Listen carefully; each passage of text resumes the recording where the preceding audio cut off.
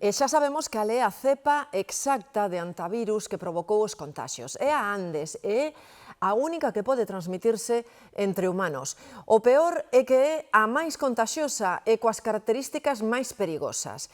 O contaxio dase, iso sí, por un contacto estreito. No transatlántico, como vimos contándolles, viaxan 14 españois.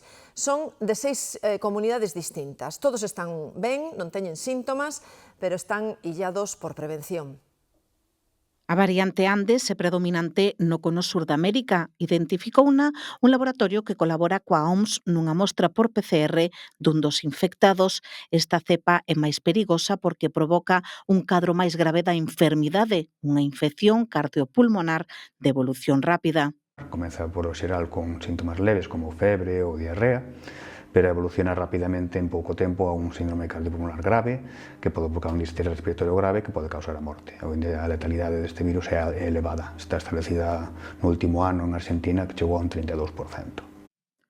Os expertos insisten que, aínda que esta cepa se transmite de persoa a persoa, o risco de contaxio é baixo, só se dá por contacto estreito. 14 dos viaxeiros son españois de Cataluña, Madrid, Valencia, Asturias, León e Galicia.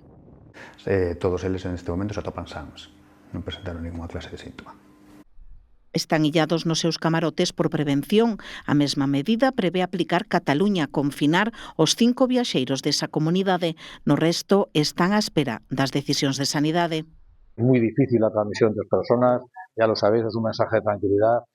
A OMS tamén insiste en que non hai razón para o pánico e que xa se tomaron as medidas necesarias para preservar a saúde da pasaxe.